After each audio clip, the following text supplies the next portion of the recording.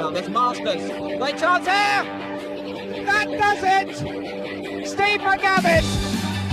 And for the first time, Colchester United have won a major final. Still Garcia, finally the company arrives and it's in!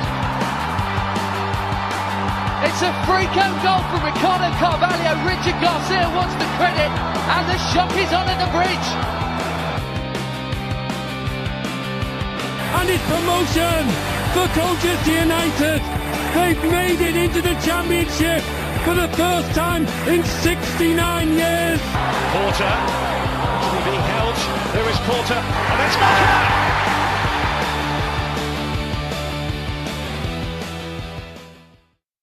Hello and welcome to Beyond the Barside, the podcast that follows everything Colchester United. I am Aaron J. A big thank you to those tuning in over on Apple, Spotify and YouTube, doing us a huge favour there, but no bigger favour than those supporting the podcast over on X, Facebook and Instagram, spreading the word to as many U's fans as possible. And it was heartbreak in the Essex derby over on the women's side as the U's fell to a 2-0 defeat to Southend United, and the U's over on the men's side crashed out of the FA Cup against Milton Keynes. And that is where we're going to begin, because I was joined by Si and Dave to get the lowdown on that performance.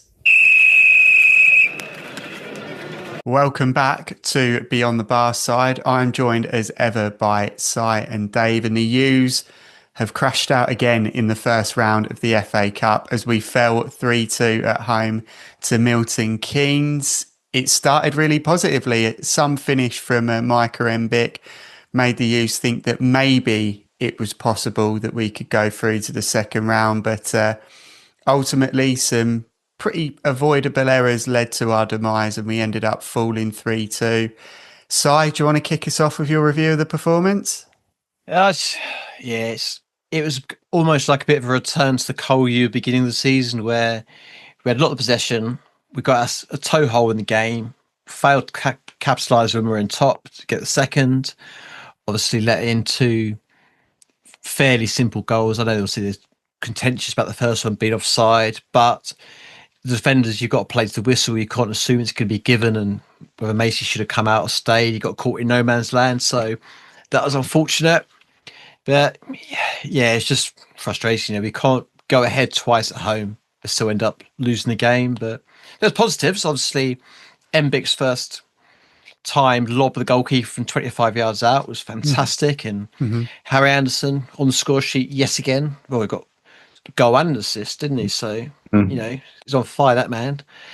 And I think the worst thing about it was we spoke about this last week, was do we change the team to protect the team ready for the league, risk losing momentum, or do we keep the momentum going by winning and risk losing players for injury? And in the end, we created the perfect storm by losing the momentum and the players. It's been the worst case scenario, isn't it? I think I'm not bothered about losing going out the cup as much as it would be nice to have a run. I'm more worried about the fallout from the players that could potentially be missing, with Reed and Anderson now looking doubtful, with obviously Payne already been on the list. Mm-hmm. Yeah, it's a really unfortunate case of some key players seem to have picked up knocks in that game, and obviously Jack Payne wasn't featured in the squad at all. Jaden Williams comes in that number 10 role, puts a bit of pressure on him, not having Payne there, given that there's such big shoes to fill. Dave, I mean, how key are some of those injuries? Well, Jack Payne, he makes us tick. We're a completely different team when he plays. Jaden Williams, I think he shows in flashes what he can do. I think he is very good with his back to goal. But obviously he's just not as experienced, not necessarily as creative as Jack Payne is. But Jack Payne is for this level, he's one of the best there is at doing that. I think probably I'm be interested to see sort of how things shake out in midweek to see where Reed is. He finished the game, and whether or not that aggravated it, or maybe it was something he could have played through and we might get lucky just after a couple of days rest. complete rest, or even a week's complete rest, he might be okay. But yeah, it's like we spoke about, and like Si just said, we talked about a delicate balancing act, and yeah, sort of in hindsight, you can look at it, knowing that ultimately we went out of the cup, and we've lost those players that, you know, it would have been nice to protect them, but you know, you can't. And I don't think we deserve to lose the game. I thought it was an even game. I thought if it had gone the distance and gone to penalties and one of the teams would have gone through that way, that would have been fair, just based on how the 90 minutes went. Obviously, there would have been another half an hour to play. But I thought, yeah, it was a moments game, really, and they showed their quality. I mean, Hepburn Murphy, their striker who scored 2, is real quality. He shows sort of the financial muscle they've got, the fact they've got him and Mendes Lang, who actually set him up for the equaliser. So we went toe to toe with them. Like I said, I felt it could have gone either way.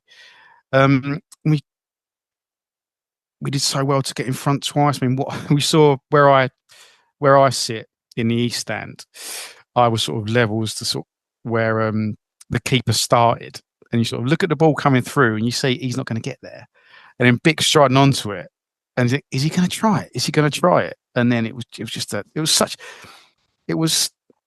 such a confidence with the way he took it. Mm-hmm. Yeah, absolutely. He just in stride, dead centre of the goal, and he was, when the ball was only halfway there, you could see him on the way to the south stand. He knew it was in, and an excellent. It was a Cowley goal, wasn't it? The second goal, good pressure. We closing down high. Players there to finish. Nice finish for Anderson. Sent 3 players for put into the roof of the net. But yeah, all 3 goals were avoidable. Like Si said, the first one, looking at the still, it probably was just offside. I don't think it was a howler though. So defenders cannot stop. And once, if you look at it back, Tucker and Araujo, they're not sprinting back. They've assumed the flag, or they're relying on the flag going. You can't do that. It took a long time to go in. I'm not saying they would have been able to intercept it. On balance, I think probably not. But you've got to give yourself a chance. And the second one, again, it's a poor clearance, but we don't react in the correct way. And of all people, Ellis jumped, made it an easy pass and a good finish by their guy. And the third one, it follows a bit of a theme, doesn't it? Of a ball coming from one side, going all the way over, and coming back across. We've seen that 4 or 5 times already this season. This was slightly different, so it was a small passage of play after the initial switch, but at the same time, yeah, we didn't switch on. So we shot ourselves in the foot a little bit. But like I said, overall, there were positives. I thought, you know, we've taken 3 goals, I mentioned them, but I thought Araujo had a really good game. Yeah. In general, I thought against some real quality opposition, he made good decisions as when to come out. Whenever he did, he won it. And there was a couple of times they were on the break, and he made some really important tackles, kept possession. His range of passing was good. For Anderson, again, had a good game. I don't know what the nature of the injury was. He seemed to be holding his back, but afterwards, Danny said he had a problem with his ankle. So maybe it's everything, you know. But he's been really key, and he sort of sets the tempo of the team, I think, at the moment, even from wide, the way he works and the way he's getting involved at the moment. Yeah, and I thought, you know, as a great finish by Bick and Williams, flashes. So it'd be nice to see. What he does with maybe a little bit more time. With Jack Payne being out, but I think there might also be another couple of things that Danny will do that we'll probably discuss more in the preview later. So again, I'm similar to Si. It's frustrating. It's annoying not to go through. It's not because I think because we're so used to going out the cup every year. Mm-hmm. It's not when we lose in the league, it affects my mood for the rest of the week. Yeah, as I would have loved to have gone through, but you know, it is what it is. And yeah, we can we can concentrate on the league and figuring out who is fit to play. Exactly. I think, the difference between the mood in terms of a defeat in the cup and in the league, it's very different. And, being realistic, I don't think I'm being too controversial here. I don't think we were ever going to win the FA Cup. So it's probably not the worst thing to bow out in the first round and focus on the league. But Dave, you mentioned Micah Mbic's goal. It was a very well taken finish, a very confident finish, as you've said. But Si, it sort of shows a statement of intent that he's cup tied now. So Charlton can't be too keen to potentially bring him back in January. Is that fair to say? I think it's fair to say. I think you do a bit just to say they're not too keen to bring him back. I think it's definitely a player they are going to be looking at, monitoring very closely. But with the amount of players they have got out on loan, how their season's going, the fact they are scoring goals in the Championship, obviously they're getting quite a settled squad and a settled rhythm going. I think it's fair to say we will keep him in January. I'd love to say we'll keep him longer, but I think it's going to be a one season only. And this time next year, there'll be another loan signing we'll fall in love with, who will be going, as with McDonald, as with Embick, we can't fall in love with loan players, and Danny will have found another superstar in the making to come in. Yeah. But the everything about Embick is just, you don't realise how young he actually is. That goal, the fact, he took that first time without even sort of doubting himself. He's already celebrating before it's crossed the line. And even the other little things you look at, he's taken number 33. He must have known who had that last year and where it's sort of what the sort of fans' view was of Lyle Taylor. He's come in and gone, no, I'll have number 33. And he's made it his own. He's done really well. And to be fair, this might be controversial. Apologies for all the Lyle Taylor fans out there, but I think it's worked out for the best for us by having Embick over Taylor, personally. Yeah, I mean, it's certainly not a deal that would have been necessary should Lyle Taylor have signed that 1-year deal that was offered to him. And, we have it on good authority that the number 33 was something that Micah chose himself. It wasn't something that was given to him, and there was no sort of unnecessary pressure placed on the young lad when he came across. But obviously, he's one player in a huge team of players. Obviously, you've mentioned Jaden Williams already, Dave. There's a gap in the number 10 role. If Jack Payne's injury is what we think it is, we think it's a hamstring tear. Quite how large the tear is, I think, will determine how long it will be until he's back playing again. But that number 10 role is up for grabs. Do you think Jaden Williams did enough to stake a claim for that role? It's hard to say, really. I mean, it's a tough game to come into in that role. I think he's almost better with his back to goal. There's more of a maybe slightly further forward, but he certainly didn't do badly. I think he probably will get the nod on Saturday, but there's also, just because there's not really many other options. You could potentially push Bishop into the 10, bring Oni in, or Harvey. I'm not going to say the other option. Or potentially, and we'll discuss this in more detail, there might be an argument to go for a more traditional 4-4-2.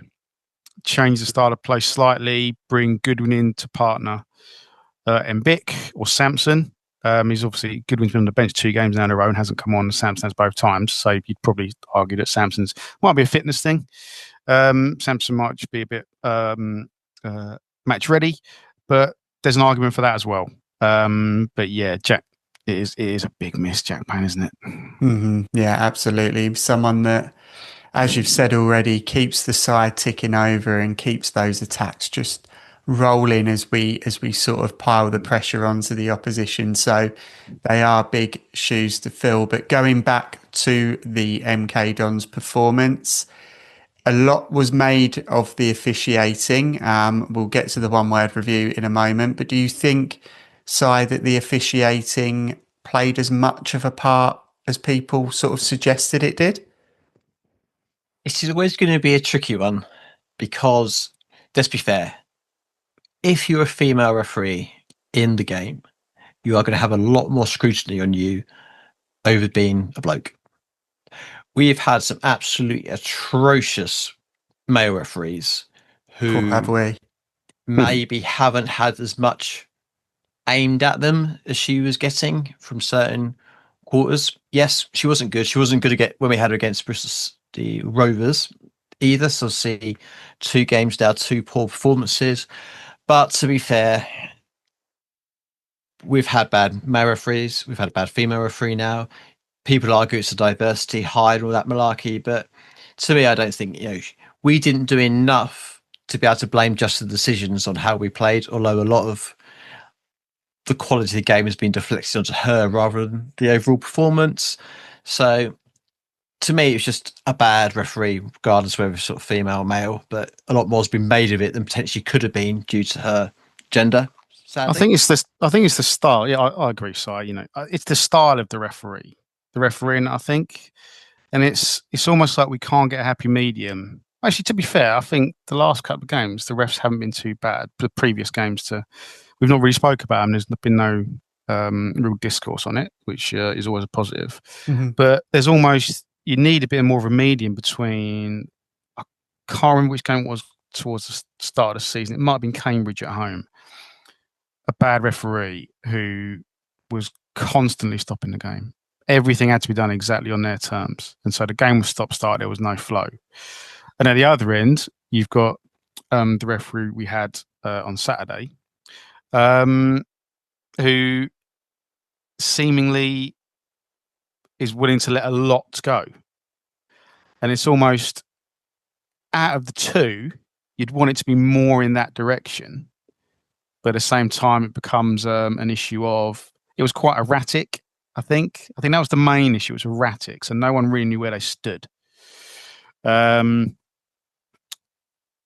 And then, it becomes an issue of player safety as well. I mean, because, like that challenge Anderson got, I think if it had been a referee who'd had more of a disciplinarian approach, that's not a challenge that necessarily would have been made.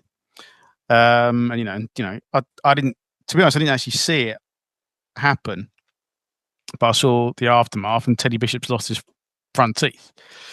I don't remember it being one that sort of caused a reaction, so I think that seemed to be an accident. But yeah, it was almost like we all complain when refs get too involved. Mm-hmm. But we do. I think the issue with the performance on Saturday was there wasn't enough control. Mm-hmm. In the first goal, it looked like it was offside, but I don't think it was a howler. It was close. It was a lot closer than it looked, actually, and certainly a lot closer than clearly the players saw because they were stopped.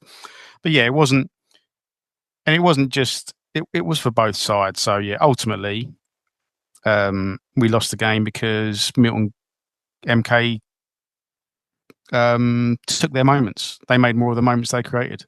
Yeah, and there was and they saw, and what we were talking about with the goals really, and they all sort of came in down the same sort of channel, sort of in behind the fullback. And in the second half, they changed it. I think they started with a back 3, and then went to a 4, and that almost, because I think they'd spotted a bit of a weakness, and that meant they overloaded on our fullbacks and sort of pushed us back a little bit, and from memory of how sort of the pattern of the game went, they started to get a lot more joy and pen us back a little bit that last 15, 20 minutes. We weren't like under constant pressure, but it was clearly something they were doing, and they were creating more towards the end of the game. So yeah, ultimately, like Danny said, we were ahead at home twice in the game.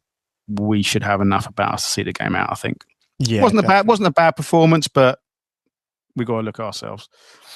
Yeah, it's certainly an opportunity for self-reflection. And obviously, it wasn't a tie necessarily that we were over enamoured with. I mean, when and we spoke to Danny on Friday at the look at us. 6 fans phone in, he made it quite clear that facing a good team in the same league as us couldn't have been much worse. I think the only thing he sort of salvaged was that we were at home. So it was always going to be a difficult game against a very good side in Milton Keynes. But there were a few things that we'll take from that we need to definitely work on and adapt to before we face Bromley. But I've put it out there for the one-word reviews. You'll be unsurprised to know that ref and officiating does feature quite prominently. But we've had Samir with avoidable, Oliver with leaky, Rachel with disappointed, David with frustrated, and Gavin with ropey. We'll put it out there to you guys. Si, what's your one-word review for that performance? Stuttering. That's a good one. We never, we showed glimpses. We never really got into full flow and paid for times of errors and switching off. Yeah, no, I think that's you're preparing for this a lot more than you used to, because you used to scramble around for at least a couple of seconds before coming up with a word. I'll do it for more dramatic effect next week. Yeah, if you could. Also, I can't play music anymore because we got a copyright strike last time. So, Did we? What? Yeah, that the dramatic music that attention I put over. drone. Yeah, I know. What? Yeah. For attention drone. I know. We didn't say anything controversial. First thing we've first strike we've got. But yeah, stuttering. I like that, Si. That's a nice one to go for. We've given Dave time to think, though. Dave, what's your one word? Proper scrambling. So I didn't actually factor this very regular feature in. Mm-hmm. I'm going to say moments. MK Moments. Dons. I shouldn't have said Dons. MK. Yeah. I hope people have noticed that. No one's questioned it yet. Yeah, no. I think people just think I'm like pro evolution. yeah, Milton Keynes white. But yeah, moments. MK took theirs. Ultimately, we didn't, and that's what cost us. Yeah, definitely. So we've got stuttering, moments. I think they are two very apt one-word reviews. Si, Dave, thank you very much for joining me, and I'll chat to you later on as we look ahead to Bromley. Cheers, guys. Cheers, mate. Big thank you to Si and Dave there for sharing their insights. And we look ahead to the next fixture where the U's are at home to Bromley. And I was joined by comedian and Bromley fan Andre Vincent to get his view ahead of the game. Welcome back to Beyond the Barside. I'm joined by comedian and Bromley fan Andre Vincent. How you doing, mate? Not too bad at all. Not too bad. Lovely stuff. Thank you for coming on. Obviously, the reason we're chatting is the U's will be hosting Bromley on Saturday. Bit of a mixed bag so far this season for Bromley, although a pretty decent win last time out in the league over MK Dons. How would you evaluate the season so far? Yes. Well, listen, in South London, both as a Bromley fan and a Palace fan, we kind of have that attitude of, well, we're still here. Well, who can believe it? And we look at a win as a good moment, as a plus. Most of us are just sitting there going, well, we're going down next year. We'll be going down next. Both teams were exactly the same. Believe me, if our team loses 1-0 against Chelsea, we wouldn't be booing the manager. Put it that way. We wouldn't be booing like mad. We're just happy to be there. So, we're still, the Lily Whites are still walking around on cloud 9 that they're that we're in League 2. We can't believe it still. You got to realise that we come from a history of starting a league. We would start a brand new league and then lose it that season. So for us to be, up there, it is a plus. And as far as the season goes, we're happy so far. Just keeping it there is what we aim to do. Mm-hmm. We've borrowed a few players that we still kind of going, well, are they going to do anything? We've got a young kid from Man City that everyone, you hear the old boys going, oh, he'll be playing soon. And we're still waiting for him, Lacal Samuel, to sort of actually do anything yet. But, it's the way it goes with all the sort of like the teams down in the lower leagues. You borrow. I mean, we borrowed someone from Palace as well.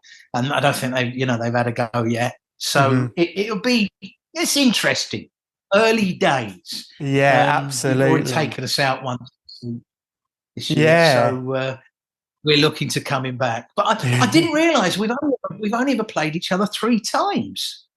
Yeah, it's a bit of a sort of new contest really between us. Obviously, with you guys coming into the league last year, that will have been 2 of them there and then. But obviously, one of the sort of instrumental reasons that you've come into League Two and stayed there is the man in charge, Andy Woodman. I mean, how instrumental is he to your progress? I was a bit shocked. I mean, when I heard that it was going to be Andy Woodman, as a Palace fan, you got to remember he sat on our bench for 5 years and never got one game. So as far as he's a goalkeeper. I suppose Nigel Martin kept him out for all those years, and I've always been a bit wary of him.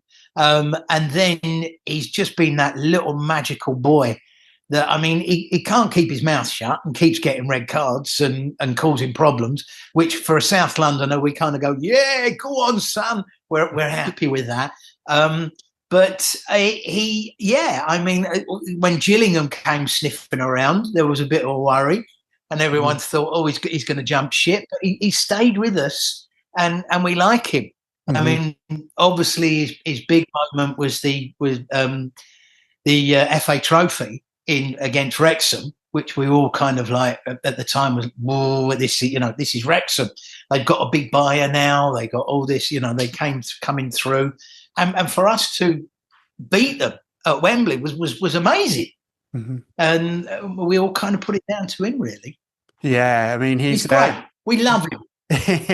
Absolutely. He's someone that some Hughes fans will know a little bit, as he played in goal for us for a period of time. But he's certainly one of those characters that you get in the dugout that I don't know, maybe they're few and far between at the moment. You don't find many people like Andy Woodman, so it's good to see. But obviously the other sort of instrumental figure within the Bromley side is a Colchester boy himself, Michael Cheek. I mean, well, he's unreal, isn't he?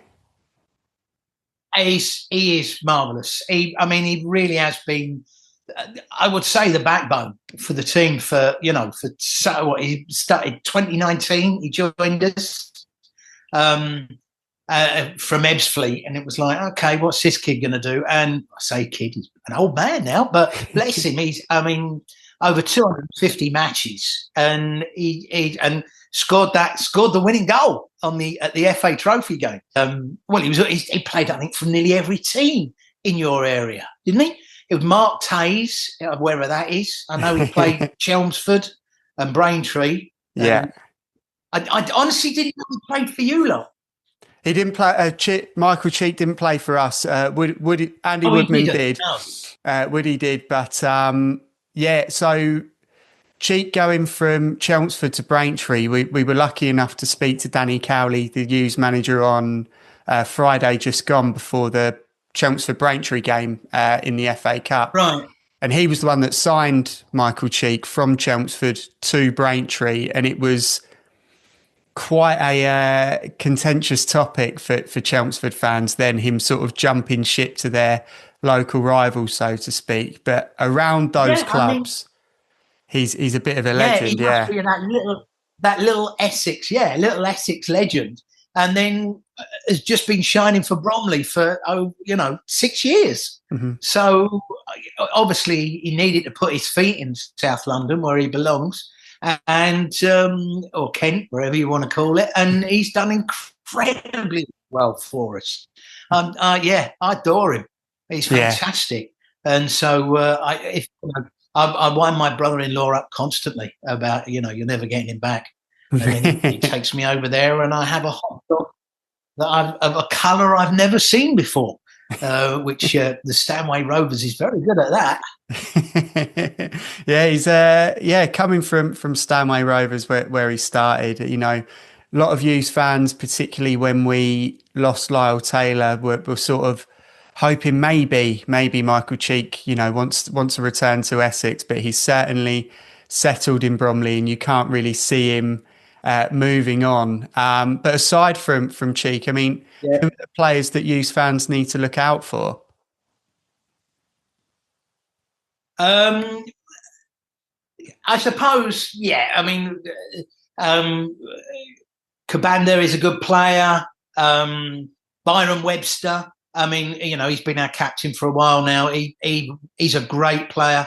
The youngsters, it's a weird, I think, down that league, isn't it? It's like these old players that are ready for retirement, and then these youngsters that are just full of vim. I mean, at the times we'll have somebody who'll just run down the wing, who's just got the energy to do that, and turn around, and half the old boys are just sort of like, they're just lighting up a fag going, yeah, go on then, son, you get down there, we'll join you later on. That's why I enjoy it. I've got to be honest. It really is that kind of, and that's what I like about it, of that different sort of age group and style and fitness and so other youngsters. I think Grant Smith, our keeper, is a corker. I mean, again, I don't think he'll go anywhere else. But you know, it's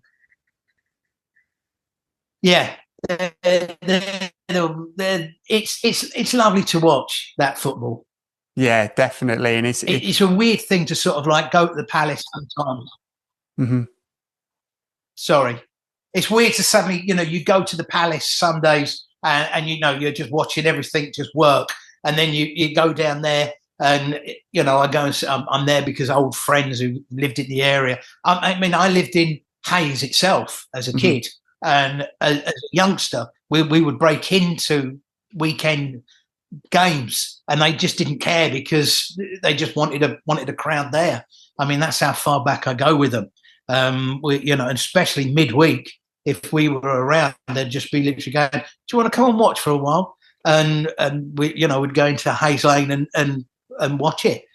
I mean, to see the change, you know, it's actually called a proper stadium now. I've got no idea what it is, and it's great to watch it actually come through all those years. I mean, Hayes Lane, it's become a bit of a sort of legendary. I mean, it was a film was made, you know, around the Bromley boys and stuff like that, which any football fans that haven't watched it, I mean, I enjoyed it thoroughly. I'm sure with it being relevant to yourself, you did too. But it's Bromley are one of those sides that I think, you know, anyone within the Football League wants them to do well purely because they've worked their way up from the non-league pyramid and become, you know, an established Football League side.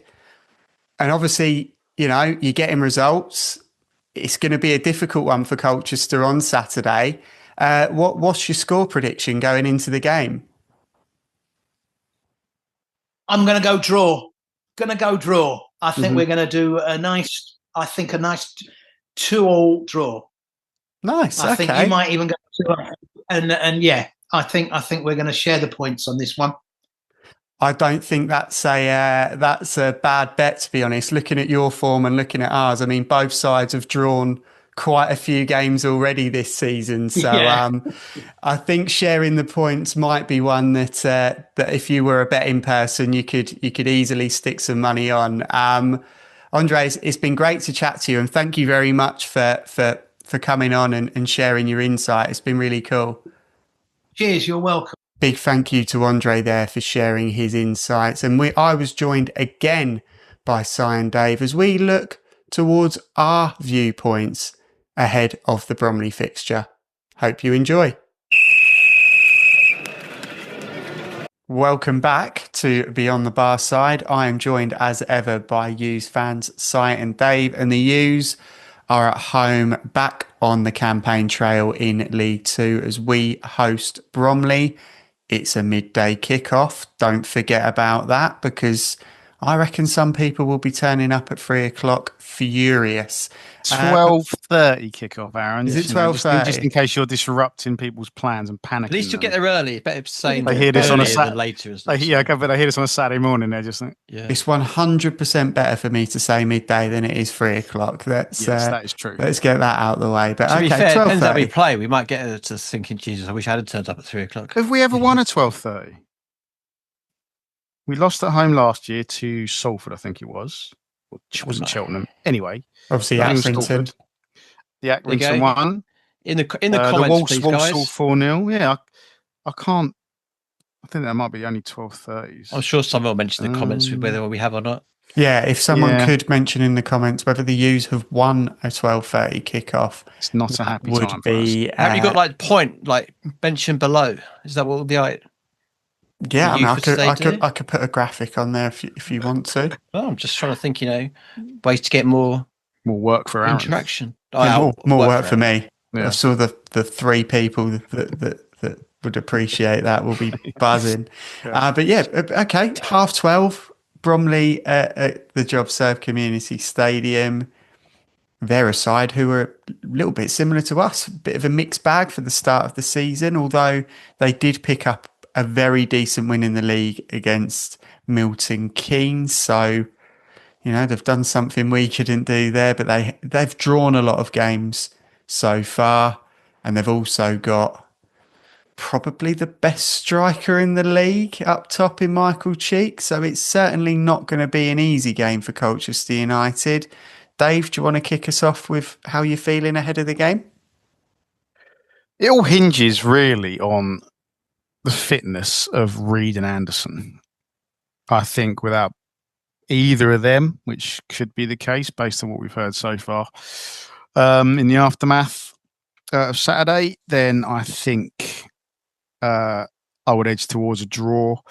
If Reid's in, and I think we still will maintain a certain amount of control of the game. And I'm still feeling quite positive about it, to be honest. I mean, we've still got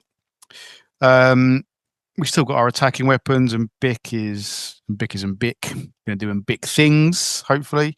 Lisby, I think one thing Bromley do lack, I think, is pace at the back, certainly in the central area. So if we can use Lisby intelligently in that respect, I mean, they've got Omar Soamni at the back, who seems to be one of those players that some players just fit certain teams, don't they?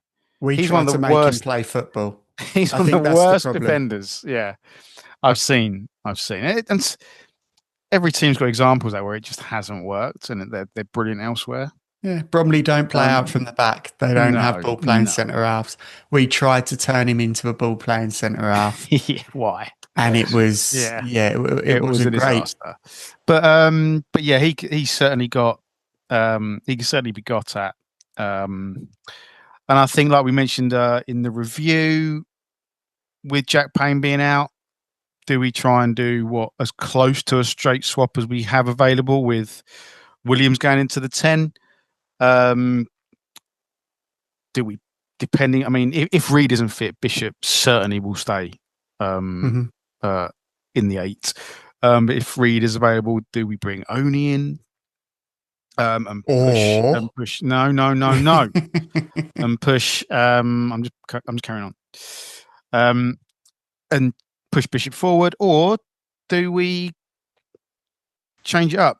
Play to the strengths of the players we do have available. Go for a 4-4-2, which still gives us that solid defence. We'll still have, Ellis is still there, which is hugely important.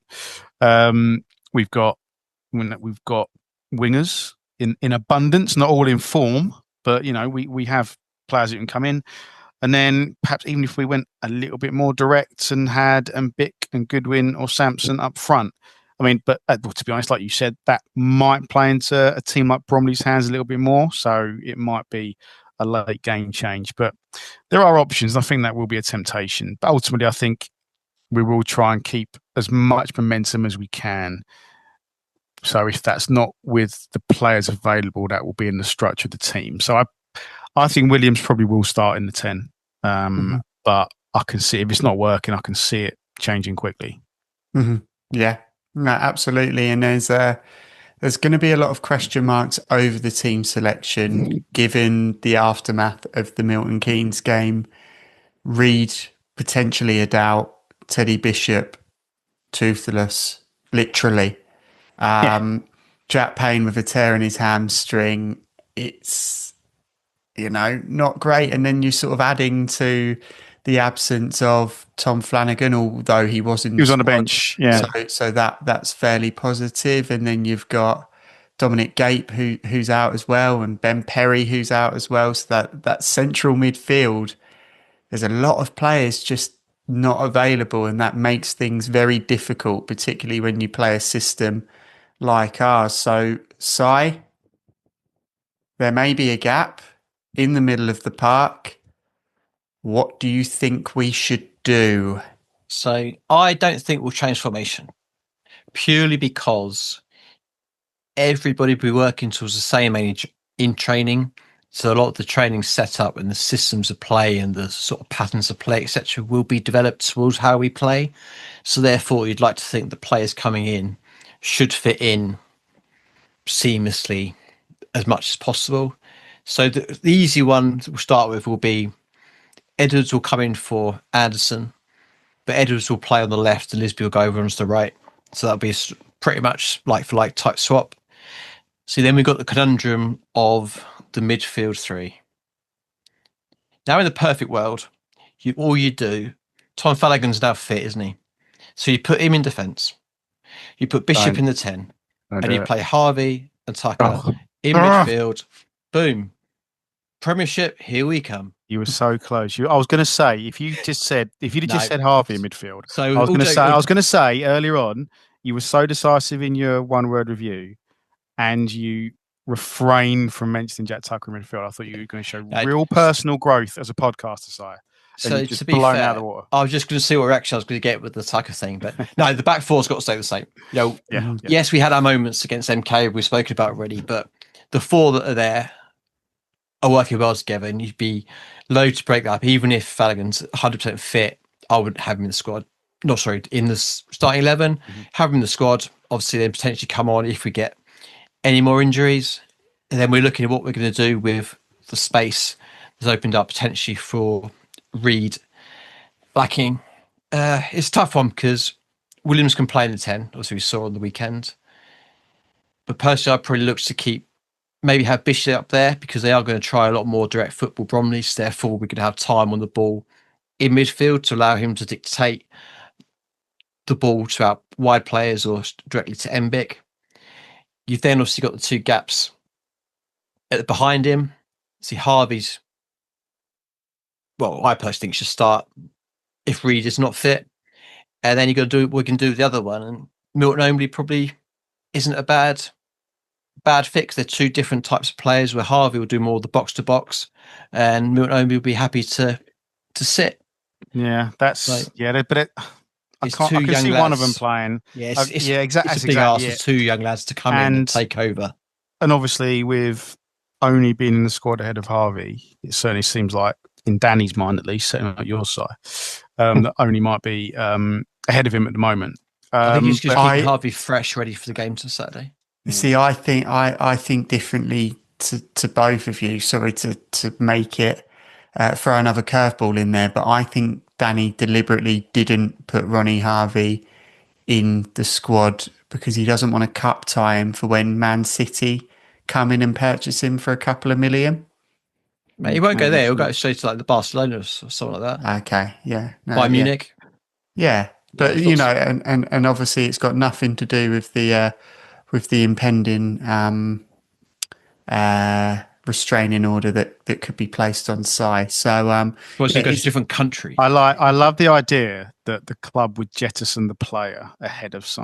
Yeah, he comes every week. We can't get rid of him. What status you have, Si? Anyway, it's probably because of how much money I actually just spend in the club shop. That's all it is. They're like, that mug, we've got to keep him on Ronnie Harvey shirts. Yeah. I've got one of those. You've got to score a hat-trick first. Printing costs. But I think, to be honest, if let's just say, if Reed isn't available, I think it's a good point you make about the way Bromley played, it might be more. I think Bishop will stay in the 8. For that reason, I think if you push to the 10, you sort of limit the time he can have on the ball. If, for whatever reason, we were left in the situation where Bishop was playing in the 10, so we had those 2 places available in midfield, I think Oney would come in. But I think in that scenario, we're probably more likely to see Ellis go. But we have had into the Gordon midfield. play there as well, haven't we? Gordon has fit into the midfield as well. That was for like 4 minutes, wasn't it? No, we did it Right at in the end of the pre-season game. as well, didn't we? We Did did, yeah. Yes, Did we he? have done it. I didn't remember that. But So- okay. Well, again, that's another thing. But I think, I think Ellis is more tried and tested there, and Powell's done all right when he's played. So in that scenario, which I think is relatively unlikely, but I think we're more likely to see Ellis in the middle than two youngsters. Mm-hmm. But yeah, like we said, just going back, I think it will be as similar as it can be, and I think Williams will start. Yeah, I think there's options in that 10 role. I agree, Dave. I think Williams will come in and he'll play in there. I think there's also potentially the possibility that Aurora Edwards comes into the side and maybe he puts Kyrese within that 10 role like he did at the beginning of pre-season and the start of the season as well. He sort of came on in that role. Maybe he wants to try Aurora down the middle. I don't know. Right. But there's options for him to try. There's potentially the 2 up top with Sampson or Goodwin to come in. So that there are certainly options that Colchester United can work around. It's just a case of who's fit, isn't it? That's it. I was going to say, realistically, I think it's probably going to be Payne, though, Anderson, 25% chance playing, and probably Reed about 50% chance playing. So I think realistically, it's the 10s could be the main area we've got to cover. And then the fallout from there is whether the other 2 pass fitness tests or how strenuous their injuries are. Because, like I say, Anderson could have woken up Sunday morning thinking, actually, I feel quite right now. So it was just to knock a bit of Rao Jackson off he goes, sort of thing. So see what happens. Yeah, absolutely. I think as much as possible, Danny's going to want to keep the team the same, and it's very much dependent on who's fit and available on the day. So It's such a shame, isn't it? Like we said after the Swindon game, that little run we had, that 11 had really gelled and were all firing and performing the role, each of them performing their role. And then one week of Cole Yu being fully fit to a point. And then we can't have any more than that, can we? No, yeah, we're not allowed. It's really disappointing, and it is a shame to see. But I think whoever comes in will be as a result of those players not being fit and ready. So I think it'll be an interesting lineup on Saturday. I think it's, for a few weeks at least, one of the lineups that I'm looking forward to seeing. Just to sort of get an idea of who's fit and who comes in if those players aren't fit. I think. It's been such set in stone. It's been so set in stone the last few weeks.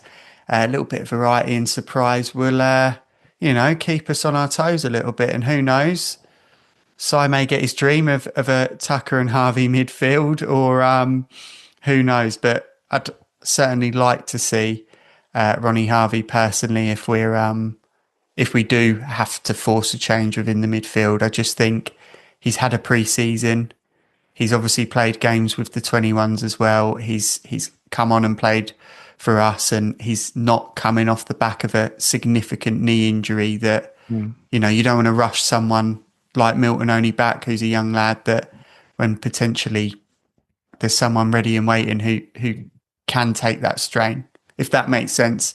It'll be certainly interesting, but Bromley are no pushovers themselves. They've got a very experienced side. You've mentioned, obviously, Omar Shomni at the back, who Cole fans will remember as a defender that was, totally beatable on his day. So that is someone who we'll be looking forward to seeing. Someone who I'd like to see Micah have a bit of a battle with. Someone who I'd like to see Sampson have a bit of a battle with as well, to be honest. I think both would be pretty good. But let's talk about the big man up top. Stanway's own, Colchester native, Colchester fan. Colchester fan. Mm. Michael Cheek. I mean, a lot of our fortunes are going to be pinned on how well we deal with him. Do you think that's fair to say? Yeah, definitely. I think he's very much every team. We've spoken about Colchester, how it's hard to pin down a play you've got to take out of the game. If you null avoid this player, that will sort of affect the whole team. Whereas Bromley, it is very, very obvious who their focal point is for the goals and what they're looking for. Which is why I think they get a fair amount of penalties, because teams do try to target him so much and potentially double up on him that he can draw the fouls out of them. So it's something I think our younger defenders have got to be quite aware of. I think if we can get him out of the game, obviously almost man-mark him out of the game, then we're halfway there to getting a decent result. Going back to your battle you'd like to see between Mbik and Omar Swami, it's not going to be a battle, mate. It'll be a massacre. So that's, on a positive side for us. But yeah, if we can get Michael Cheek, if we can keep him quiet and keep him out of the game, I think we're halfway there to get a decent result. Yeah, absolutely. And obviously he's a player that Danny and Nicky will know. They've managed him. They bought him for Braintree. He's played under the Cowleys. So, he is going to be a player that they can analyse, and they may well know his strengths and weaknesses off the back of having him as a player, albeit a while ago. I'm sure he's adapted over time as he's come into the Football League, but he's certainly one that we need to really look out for and keep under control. But Dave, obviously that's on the pitch. Off the pitch, they've got another ex-Col U player in Andy Woodman as the manager. Bit of a character, bit of temperament there from Andy Woodman. He's not bad, not backwards in stepping forward, so I was going to speak. say, is he serving a touchline ban still? Yeah. Is he really? Yeah, because it was quite, I don't know if you saw the footage, it's quite amusing because Bromley, for those who haven't been there, Bromley is one of those stadiums where the dugout is on the opposite side to the tunnel. So he was sent off and then was basically spent the entirety of the long walk from one side of the pitch to the tunnel, just giving it to the ref. And I think that extended his, correct me if I'm wrong, so I don't know if you know, but I think it was extended, his ban was extended to like 4 or 5 games. I don't know if it's extended or they appeal it and they lost the appeal. That's why it's taking a bit of time. Because of that. Maybe, okay. I couldn't, to be fair, if they have appealed it, I'll be like, don't know why to appeal that. Even, like I say, just because the amount of abuses given the referees walked off was worth the ban, let alone the initial. Yeah. But no, definitely be suspended. But no, you're right. And he's, he for them is quite similar to sort of what Danny and Nicky have done for us. I mean, he's sort of the heartbeat of the club, isn't he? And the fans are with him. He's passionate. He's honest, and they've done incredibly well, really. And they've got an owner that backs them as well. They pay good money relative to their size. There's a reason Michael Cheek's at Bromley, mate. I think that's pretty clear. They're a club that are really together, and their manager's a big part of that. So I think there are similarities between the two teams. And again, he's a pragmatic manager as well, in the same way as Danny is. So he'll play to the strength of his players, as Danny will with us. And we're going to have to see on Saturday, depending on which players are available.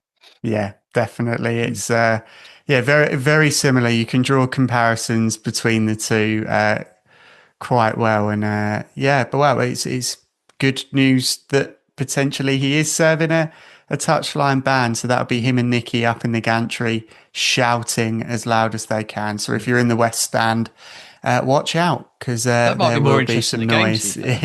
Absolutely. BBC Essex may have to put out an apology given how close they are to the gantry. But we'll put it out there for your predictions. Obviously, last week I predicted every result under the sun. I will be very succinct and I will say a 1-1 draw.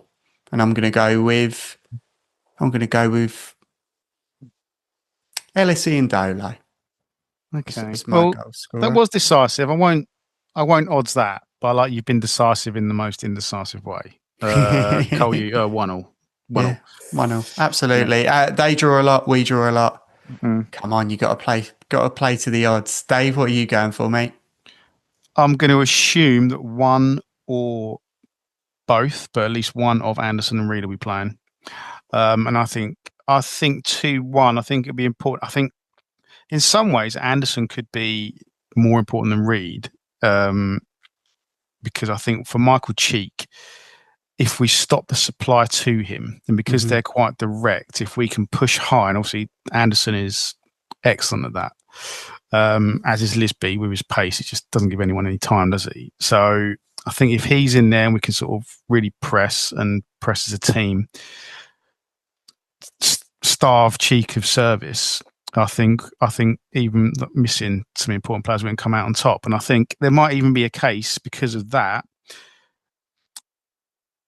for J.K. Gordon coming in, because he is good at that and better than I think Edwards is if Anderson isn't available. So that could be a tactical tweak that's made. But no, I think even with the players unavailable, if we can remain solid, I think 2-1 and Bick and Lisby. And Bick and Lisby, I like it. Si, what are you going for?